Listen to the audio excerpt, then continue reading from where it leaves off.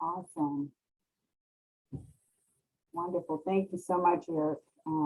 Welcome, everyone. Thank you guys for joining us on such a beautiful day. So we're going to have this webinar quick, fun, and informative. I'm really, really excited to have so many folks on the call this evening. My name is Teresa Stevens. I am the Director of Neighborhood Outreach and Development for Baltimore City Department of Housing and Community Development.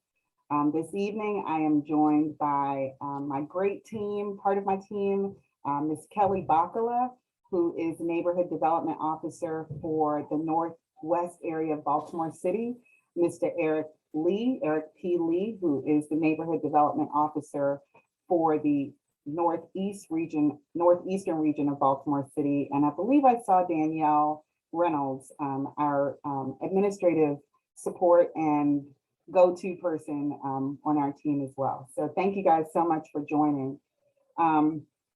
As Eric stated, we're going to go through the PowerPoint. Please feel free to include or post your questions in the chat as I go along. Hopefully, as we go through the presentation, we'll answer some of those questions, but we will have time at the conclusion of the presentation to do question and answers. This evening, we are going to discuss how to purchase city-owned property. I've seen some familiar faces on the call, so hopefully we can have good dialogue around that. And we also want to introduce the city's new BuyIntoBmore website, which is a new single access point for purchasing city-owned property, as well as adopting land and applying for water for different community garden uses. So the Neighborhood Development and Outreach Department is comprised of neighborhood development officers who are the feet on the ground, as well as the persons connected to the different agencies throughout Baltimore to help with identifying properties and reviewing your applications to purchase those properties. We are engaged both with the investor in their purchase, the home buyer, as well as the community associations that are active in the different neighborhoods around Baltimore City. On the map to the right, you'll see how our department is divided into different districts. So we have Northwest, Northeast, Western, which includes Central Baltimore, Southwest, and the Eastern region of Baltimore City. And there's a neighborhood development officer specific for each of those areas. So purchasing city-owned property from Baltimore is pretty much what our department, most of our activity is centered around. And as we go through this presentation, I figured it would be kind of a teaser to share with you guys some properties that are available for purchase and make good opportunities to purchase because they're not in a situation where there's a lot of privately owned vacants. But as we go through this presentation, one thing that I do like to include is that Baltimore City is not the owner of all of the vacant properties. We are pretty much 85 to 90% of the vacant properties in Baltimore City are privately owned. So when we are selling properties, we're always looking, and we encourage the buyer to be aware of the properties that are adjacent or in the block, because those vacancies can cause a different perspective on your project as you plan. But when purchasing from the city, there are three things that we ask you please keep in mind as you plan, which is vision, resources, and expert assistance.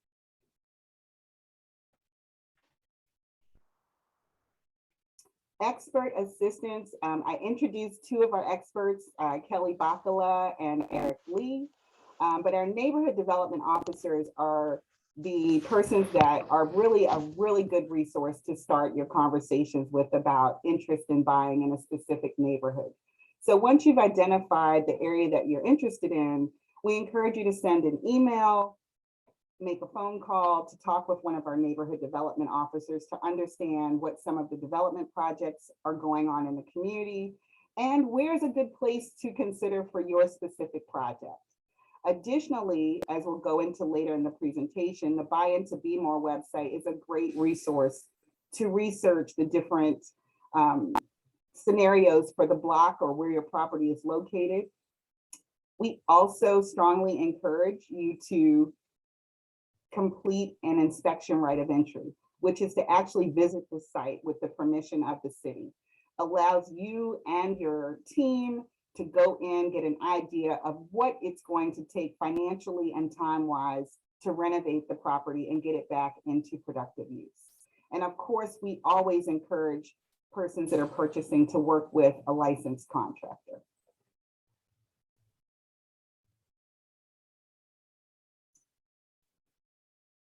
If we were in person, one of the things I may have done is hand out rose-colored glasses to all of you, because many of our properties are in a scenario where you really have to understand what it's going to look like and not what it looks like currently.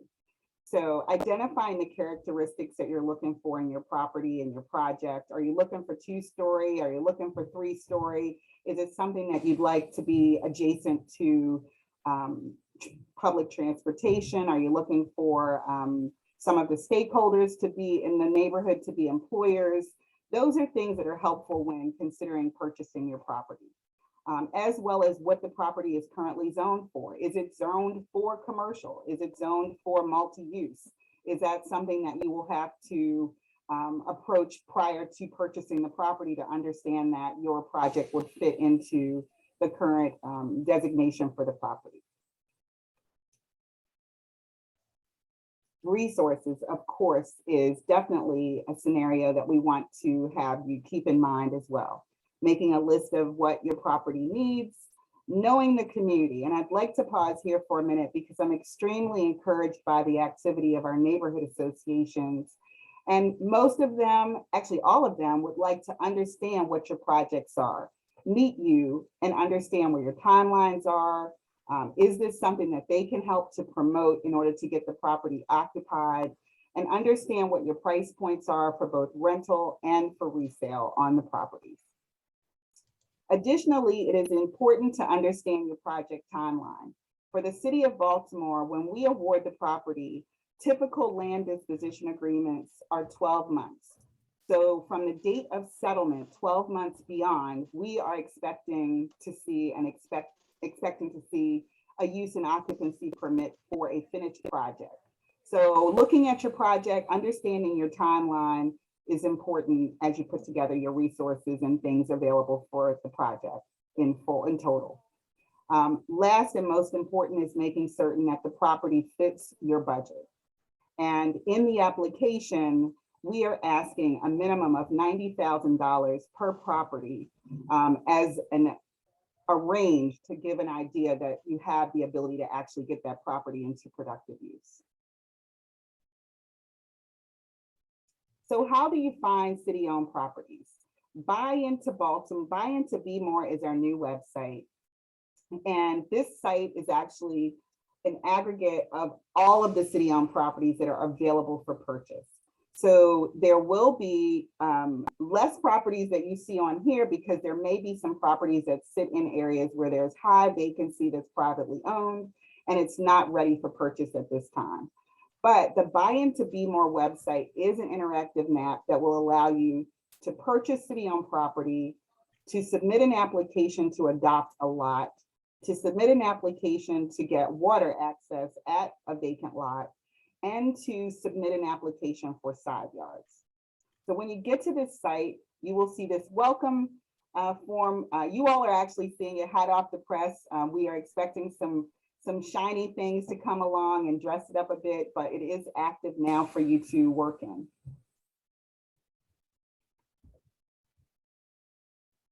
Once you click on the new site, and I apologize, for some reason the system is advancing quicker than I'd like, so I'm going to try to control that a little bit more. When you get to the page, the home page, you'll be able to see a drop down that says programs. Under programs are all of the different opportunities to engage with the city. So adopt a lot, our expression of interest, the open bid, which is the most popular, to order a right of entry, side yard, water access. And soon to come will be our RFQ and RFP programs, tax sale, and the vendor lien program.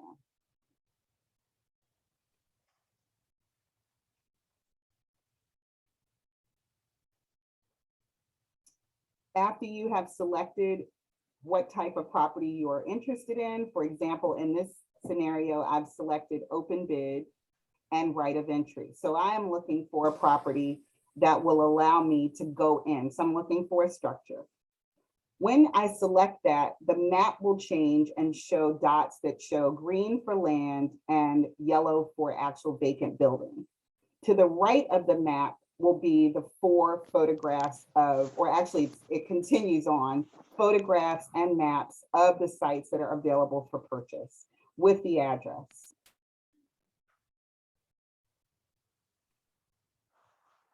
Once you've decided that you found the property that you're interested in, for example, we have found 25 North Bentlow, this site will pop up and you'll be able to see a lot of good detail about the property. Who is the responsible agency? What neighborhood is this property in? Is it eligible for different tax credits, etc.? Lots of good information, and it will give you a contact for the neighborhood development officer. Additionally, on this page, you're able to apply right there for your right of entry. So if you're interested in going to see 25 North Bentlow, you would click apply, you would submit information about when you'd like to go to visit the property. And for the right of entry, you're able to select up to 3 addresses over a 3-day window to go in the property and to assess what type of renovation costs and detail is needed to bring that property into productive use. If you know this is the property that you'd like and you're ready to move forward with an application, you can also, from this website, select open bid, apply, and submit an application that tells us you're ready, gives us information about your proposed use, shows your financing that's available, and forwards that application to the neighborhood development officer for review and to move that property into the real estate team.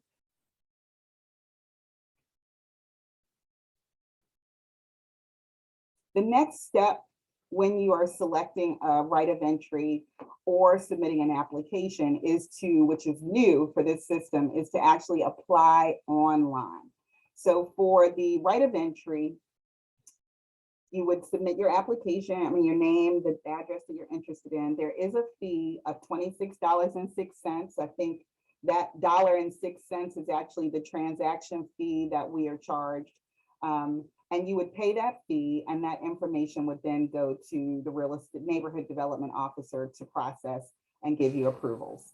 If possible, try to estimate your right of entry at least 3 days in advance. So don't submit something today expecting to get an approval for tomorrow's entry. So give yourself at least 48 hours to 72 hours so that we can get the paperwork processed and back to you. When you are ready to submit an application, the application will ask you details about your entity that's purchasing the property. What type of properties do you currently own? Are those properties in good standing, meaning there's no debt or outstanding liens on those properties? What are your plans for the project? Where's your funding coming from? And can you show us the details of your funding? What is your offer price and your use? So that detail will be included in the application, and there is a fee of $103.30 for the applications. On the applications currently, you can submit up to 20 properties. However, just understand those 20 properties still fit that $90,000 per property balance. So we need to see at least $90,000 for each of the properties that you've submitted, as well as your timeline to complete the project. One of the biggest questions or most popular questions we get is, can I get a list of city-owned properties? I just want a list. I want to be able to see what's available. The new site does allow you to produce an Excel data report of properties based on your interests. So if you're interested specifically in properties that are in Boyd Booth, the map will tell you there are 11 properties that are available for sale in this neighborhood, and will be able to produce an Excel sheet that you can download and go through at your leisure. At the bottom of the map, you'll see the number of properties that are available, and right next to it is what is an Excel code or icon. You would select that icon, and that would produce the report for you, which you could download to your computer. So even better, you can customize what you're looking for and print that detail from our website. So I think that's something that will be very helpful to a lot of developers that are considering working in specific areas of Baltimore City. Again, I stress, if the properties are listed, all properties in Boyd Booth, understanding where those properties sit in proximity to privately owned adjacent vacants is very critical to your project. So if you're looking at something that's sitting in a block that has 6 privately owned vacants and the city owns 3, there should be a plan in place or some type of strategy that your team has created or worked with us to create to address how we're going to tackle those privately owned vacants that are adjacent to the project that you're trying to implement for that particular block.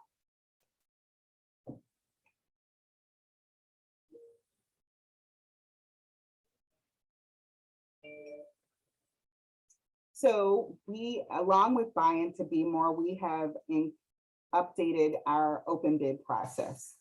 So our goal is 60 days to get to settlement. And we are trying our best to get to that. Actually, we're pretty close right now. So we received the application.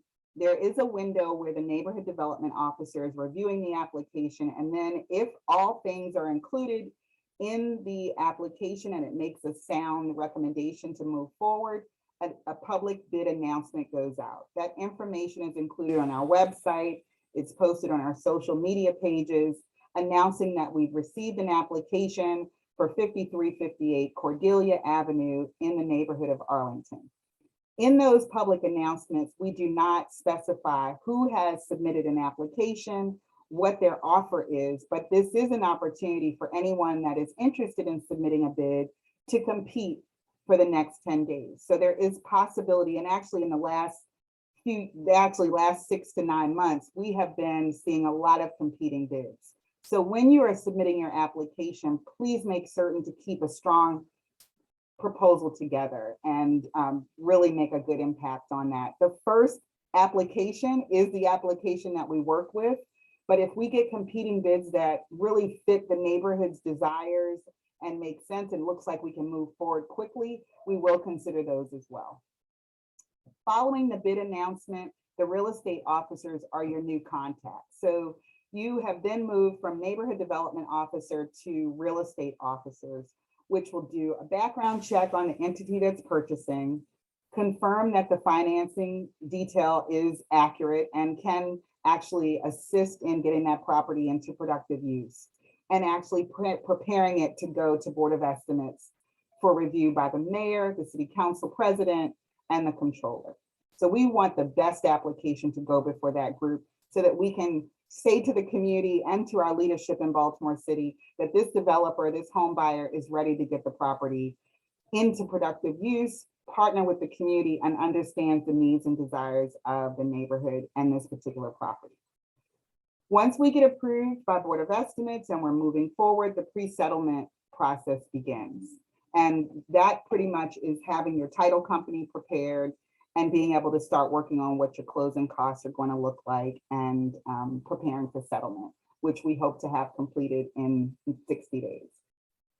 We don't lose track after we've sold the property. Our goal is to make certain that there are active permits pulled. So selling the property is the first half. Seeing that the developer or the buyer that has submitted an application is actually pulling permits is the second half. We want to be able to see activity happening almost immediately after we've sold the properties. We want to get this to you so that you can get it into some activity with your contractors and get the property ready to go.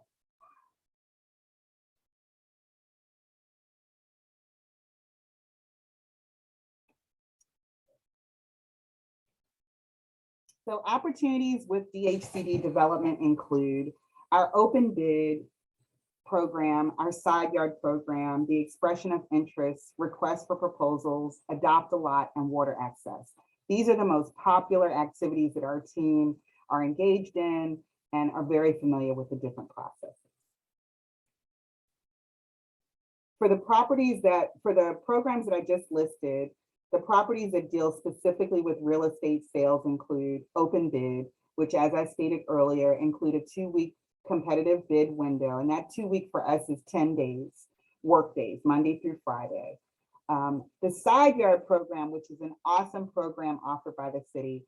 If you live adjacent to a city-owned vacant lot, or if your business is adjacent to a city-owned vacant lot, the homeowner is actually able to purchase that lot for $500. Really cool deal, awesome opportunity to create an extended green space for your family, a parking pad, whatever your desire. And for the business owner, it would be for $1,000. So if it was a rental unit, a non-owner occupant, it would be $1,000 for 1,500 square feet or less, and $500 for the homeowner for 1,500 square feet or less. Cool deal, I love it. As you can tell, I would love to have a side yard adjacent to me. The next is expression of interest and request for proposal. So I want to go to those two in a quick second, but I do want to talk a little bit about the open bid and the side yard.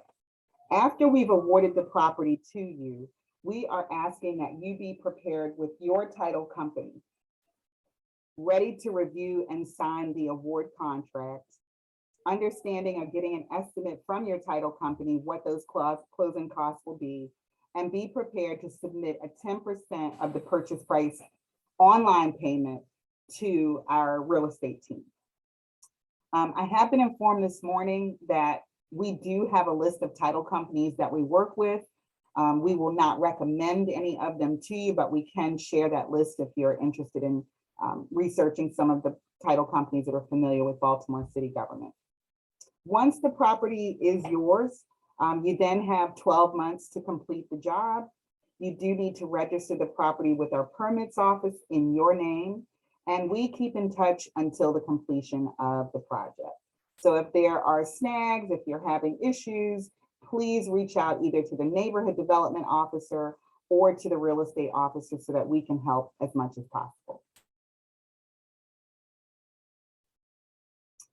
Finally, the two other sales that we have are the expression of interest, which we currently have active, and the deadline for submissions for our expression of interest is Thursday, June 16th. We are hosting a pre-submission meeting on Tuesday, April the 6th at 5 o'clock. You can register for that online. It is on our website under events. We have 6 properties, 1 South High Street in the neighborhood of Jonestown, 201 North Bend, and the neighborhood is escaping me right now.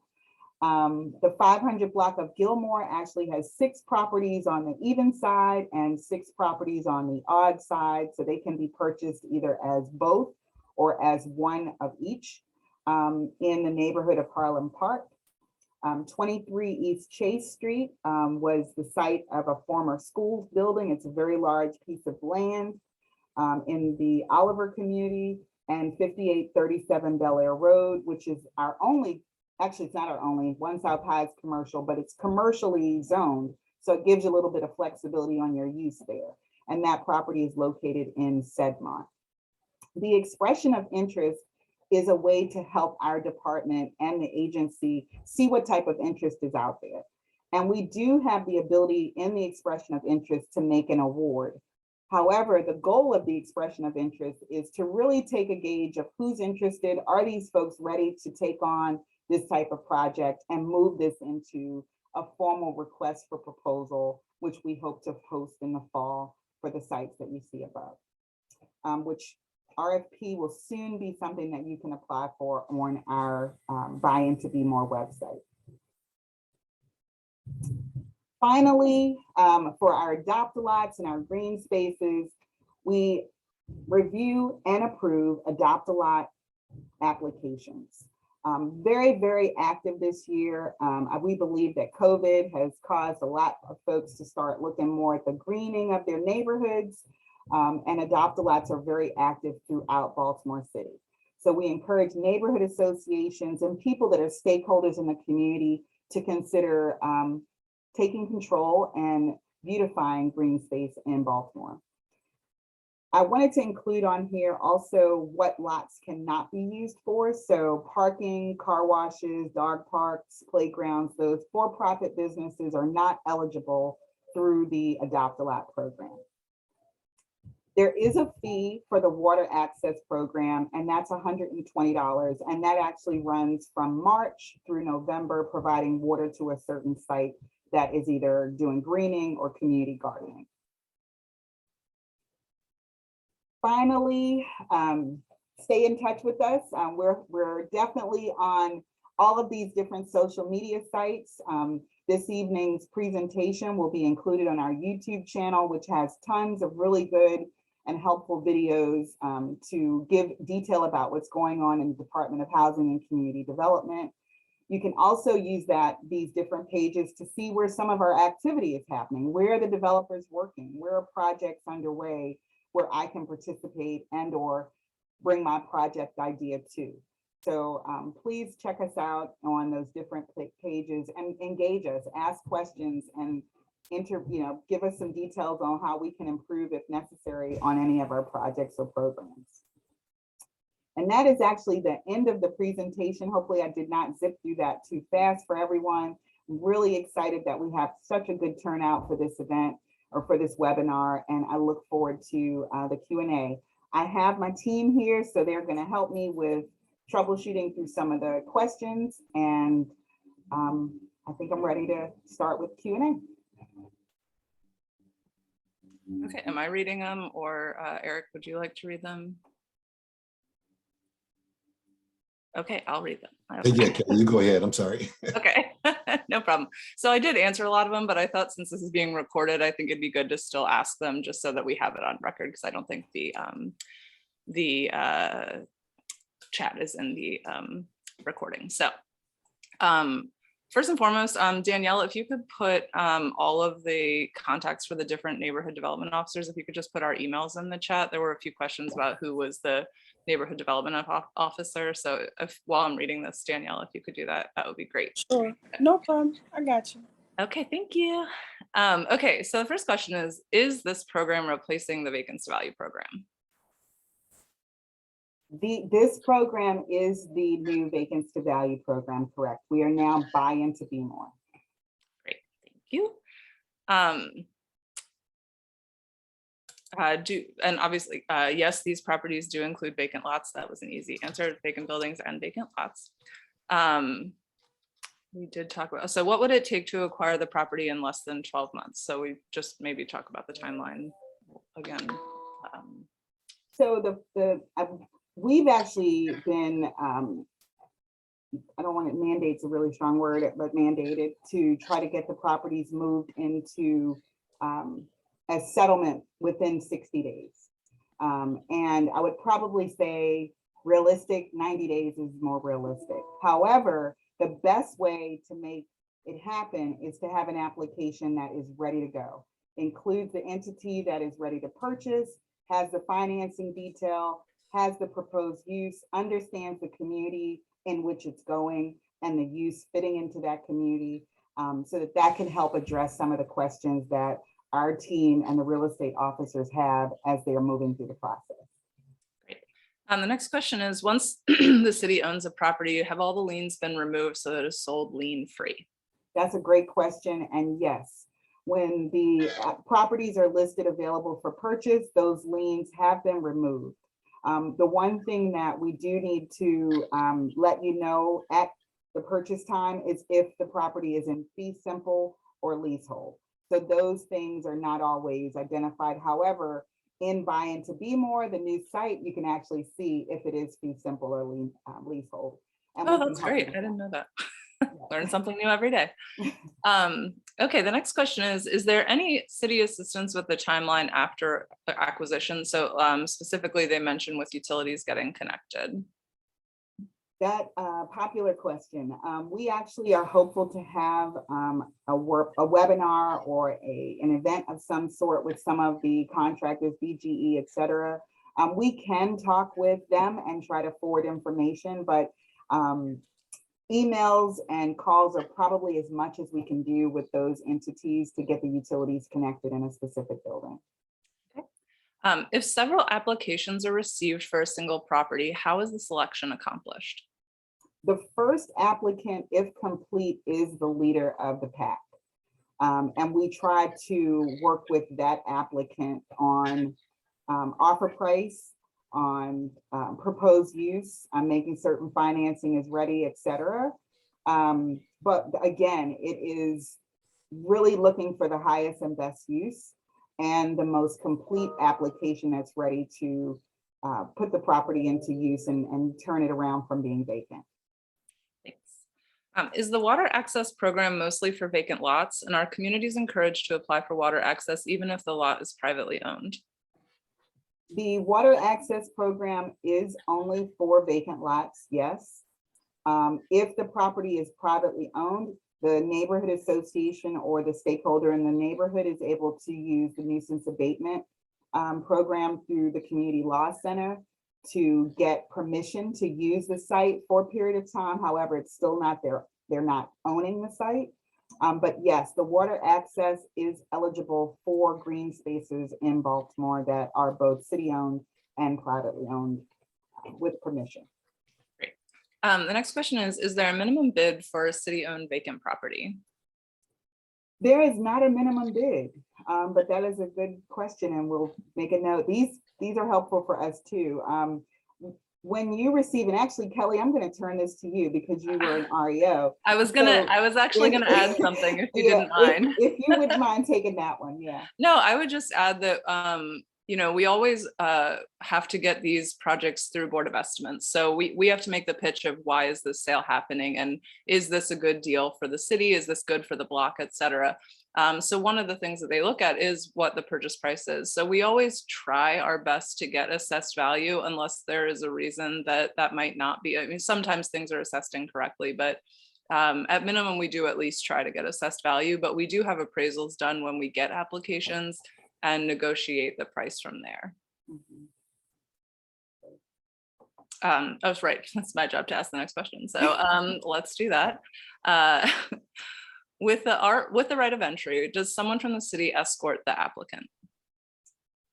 I'm going to let Eric take that one. That way I can share the questions. Eric, you got it.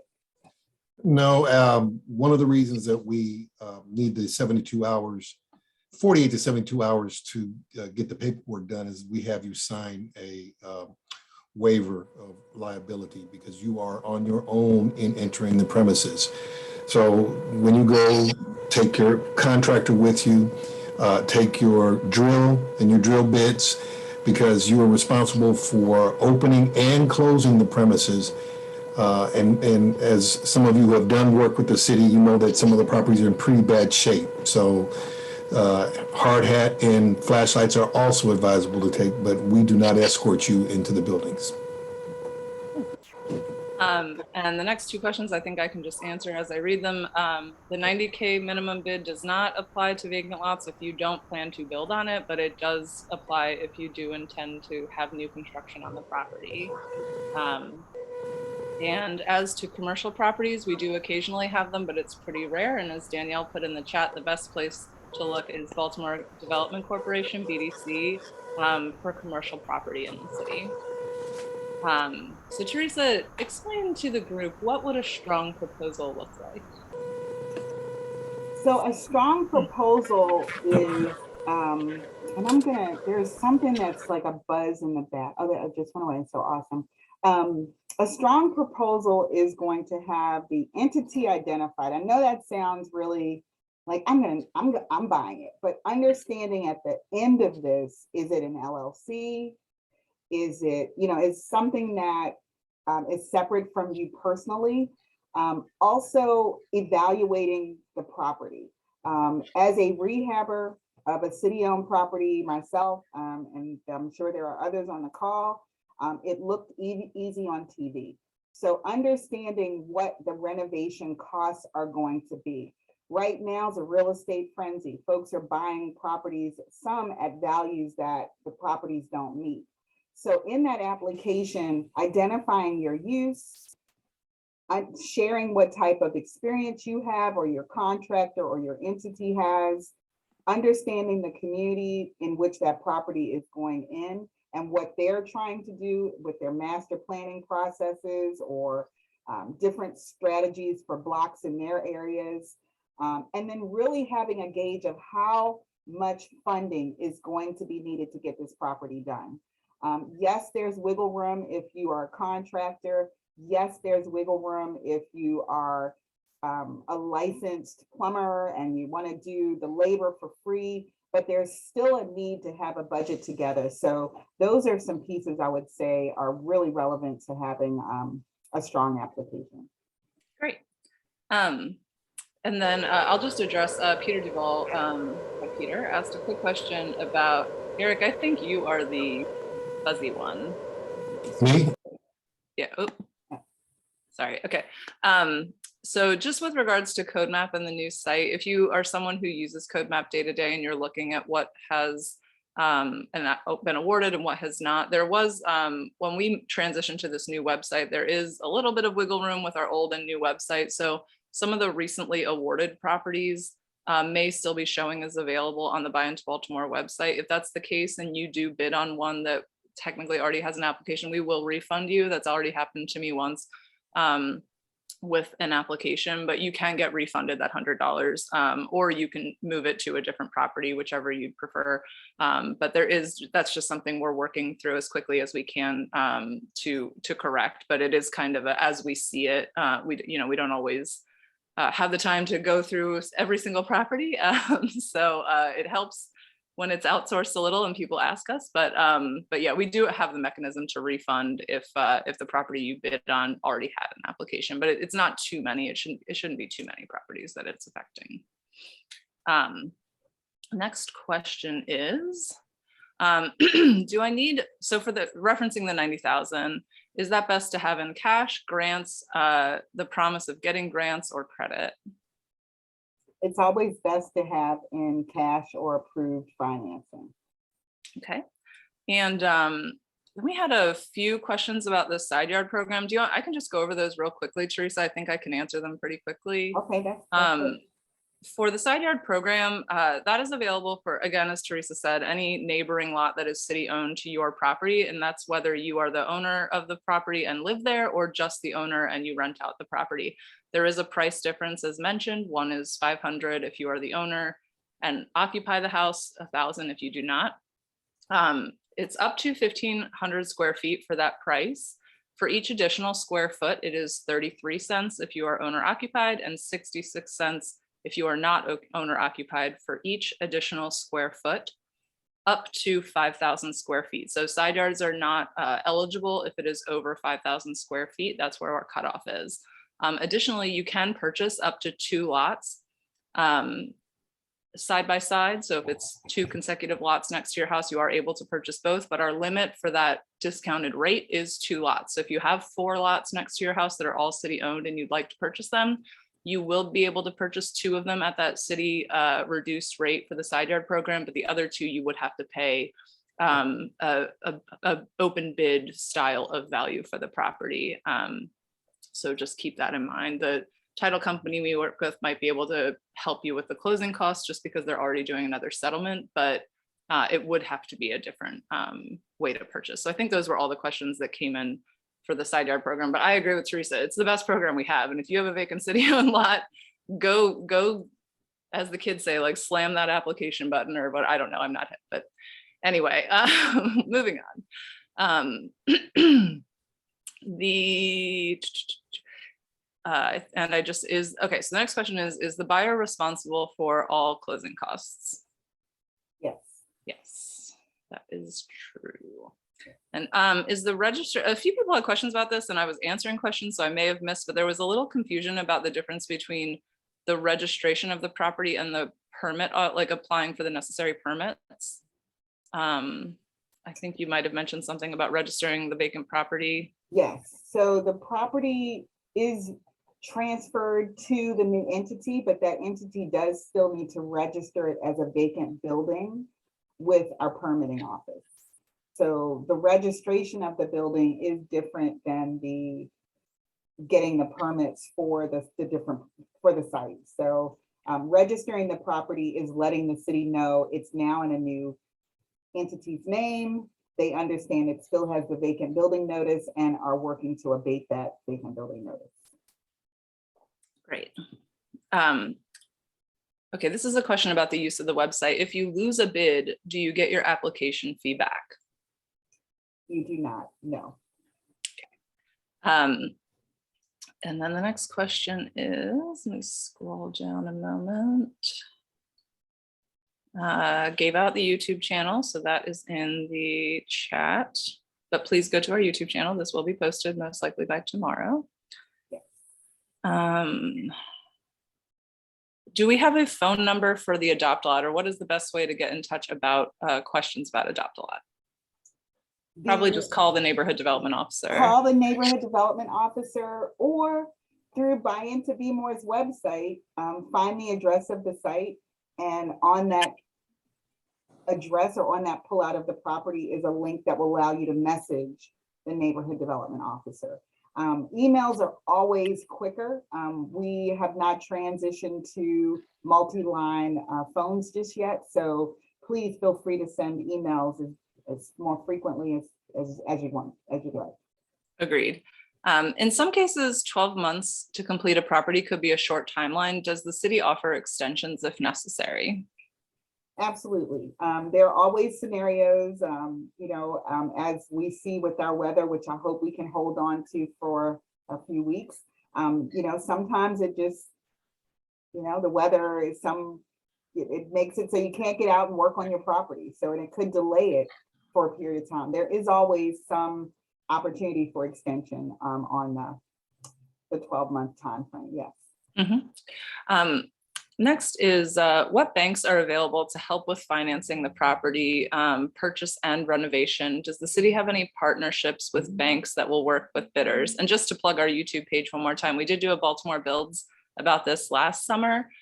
So feel free to go to that page for an in-depth conversation about that, but I'll let Teresa answer. Nope, that was a great answer, Kelly. Thank you. I would say that we don't have any banks. As government, we can't refer a bank. We do see a lot of activity through with developers that are doing multiple properties through Baltimore Community Lending.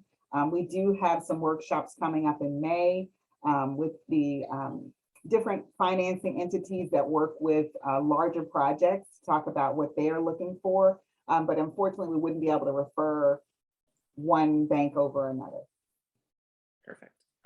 Okay, and the next question is about RFPs, and they ask, will rezoning be given as requested, as the neighborhoods tend to block rezoning when going through BMZA? I guess is rezoning on the table for RFP properties? Yes, I would say it's on the table. I would say that another good resource, which is not part of the DHCD agency, but is like a sister brother relationship to us, is the Department of Planning. They have the pre-development, I think it's called a pre-development meeting, which they will do with you free of charge. And that includes a discussion about what uses the property is eligible for. And it can also incorporate what the rezoning would look like. So that is on the table. Neighborhoods do have a voice in what they'd like to see and support in particular areas, but definitely something that can be discussed. Great. And Teresa, I'm going to answer a question, but while I am, could you put up the fee amounts for the different programs? Someone had a question about what the fees were for each program. Yep, sure. And so the other question was, I'm a new small developer and I'm overwhelmed by which neighborhoods would be a good fit for me. So who can I talk to discuss the neighborhoods in general, instead of contacting each individual NDO? I'll just offer my services. Of course, I'm happy to talk to you. You might get swayed into Northwest because that is my pitch. But I'm happy to talk. I've also worked in East Baltimore a little bit, so I'm happy to talk to you. But any of our NDOs, I think, are really helpful no matter what. So if you, any of us are happy to talk to anyone who doesn't necessarily, even Danielle is every day talks to people who don't necessarily know where they're interested in, but we're happy. I mean, if you want to talk to all of us and see which neighborhoods you think fit you the best, you can absolutely do that. If you don't feel like doing that, spin the wheel, pick one of us, we'll all happily talk to you. So that is what we're here for. And we'd love to talk to you. So our contact information is in the chat and it's also on the website. So those are both ways that we can be reached. You know, Kelly, I would also add Live Baltimore. Their website is full of details about the walkability of the neighborhoods, crime statistics and data, home sale pricing, and they can also give you some good nuggets about neighborhoods and different activities that are happening in Baltimore City. Great. Does the city supply a water line to nonprofit gardens owned by churches? Would that be kind of the water access program would be the best? Water access, in order to participate in the water access program, there has to be a hydrant or a connection available. If there is not a connection for water or a connection to bring water to the green space, the Baltimore City Office of Sustainability does have grants to help nonprofits and community associations to get that type of project done, but it's extremely a heavy cost to do water lines. Great. The next question is there a criteria of sorts that prioritizes local or city residents in purchasing property? Historically, so much of the blight and vacant problems seem to be sourced back to out-of-town developers. That was a big one. There are criteria that sorts priorities. There is not a criteria that sorts local. We really are looking from the perspective of, let's get this property from the status that it's in now. It is destroying a neighborhood. It's adjacent to a homeowner. We really want to get a qualified developer in that particular scenario to take it so that it's no longer blighted. But there is not a current criteria that prioritize local entities for purchase. And I'll add, just over the years, I do think we've become a little more strict with our LDA compliance. And so we do try to make sure people are doing the work that they are promising to do. That's one of the reasons we like selling through our program, because people are tied to a commitment to complete that property in 12 months, as opposed to a private sale that has no commitment to completing the property at any given time. So that's one of the benefits of buying, having the city sell the property, is that we can agree to a contract that says the property does need to have a use and occupancy agreement or permit, you know, within a 12-month period. So the next question is, does the buying entity have to be local or Baltimore or Maryland registered business? You do have to be registered in the state of Maryland to purchase any or own any property in the city. A lot of people think you don't need to be registered to own property in the city, but you technically do. It's often overlooked, but you can go to the SDAT website and you can register as a foreign state LLC. That's fine. You just have to be registered within the state. And it is pretty easy to get registered. That website is SDAT, Maryland SDAT. You can get there through a Google search pretty quickly, and there's a whole business section. So it's pretty easy to do. I've done it myself. It doesn't take that long to get registered. I think it takes couple of weeks if you're creating a new LLC. If you're just registering a foreign one, I think it actually only takes like 48 hours or maybe a week. So it's a relatively quick turnaround. Can you explain what takes place at each step during the open bid process? I do think we went over that pretty extensively in the timeline. So I'll just say refer back to the website, but we do have or to our PowerPoint here, but we are looking to do a 60-day, you know, ideally we are aiming toward a 60-day closing process. And then let's see. Next question is there someone I can reach out to if my rehab is located in National Historic District for guidance on what I can and cannot do? I would recommend talking to CHAP and planning. They handle all of our historic districts. Teresa, would you have anything to add to that one? No, that was great. Nope, I agree. I would, Eric Holcomb is probably a really good person with CHAP to be able to provide assistance during in the rehab process piece. Okay. And then someone asked, is it $100 per property for the application? No, you can put as many properties or up to a certain amount. I don't know if it's unlimited, but you can put 20. multiple properties. 20? Yeah. Yeah, so up to 20 properties per application. Each application is $100. We will be sharing the recording. Will the city provide water to nonprofit gardens that are owned on privately owned land? Guess we answered that one already. So, can the vacant lot, oh, this is a good question. Can the vacant lot or lots be used for a parking structure or surface parking if the use is within the city's master plan? Yes. However, I do think, again, this is where the planning department would be helpful, because with parking, it is so much more to just the gravel and the asphalt and creating the actual runoff and, you know, just designing it in a fashion that is conducive to the area where it sits. So it is eligible for that, especially if it's in the master plan. But it is, adopt a lot would not be it. Purchasing the lot would be, was that the question, Kelly? I may have misunderstood that. Yeah, I think so, Can yeah. adopt a lot be used for parking? They were just asking in general if they can, I think they were just asking about vacant lots. They weren't necessarily, they didn't specify about, Okay, if it's that was- side yard, yeah, because if it's a side yard, you can definitely use it for parking, Yes. but adopt a lot definitely can't. I know someone who had their car towed because they were parking on their adopt a lot, so don't do that. Correct. Yeah, you got it. Okay, the next question, let me find, I just had it. So I'll just answer, the LLC doesn't need to be created too far in advance. It just needs to be in existence when you make your application. So it's okay if your LLC was created the day before you make your application, but it does have to be a valid LLC when you make your application. And then the next question is this related to the Dollar House program coming soon? And that is active legislation. So we don't know if it's coming soon. So we are awaiting that, but no matter what, this is going to be a great program. It's going to help move city property. So both would be a win for the city, I think. But this is an immediate one that is here and active. So this is what we will talk about until we have more that are active to talk about. Well said. Thank you. Next question is, and yes, the website is active, Mr. Ginyard. If the property is owned by a church that fell 20 years ago and nothing replaced it, is the vacant, hold on one second.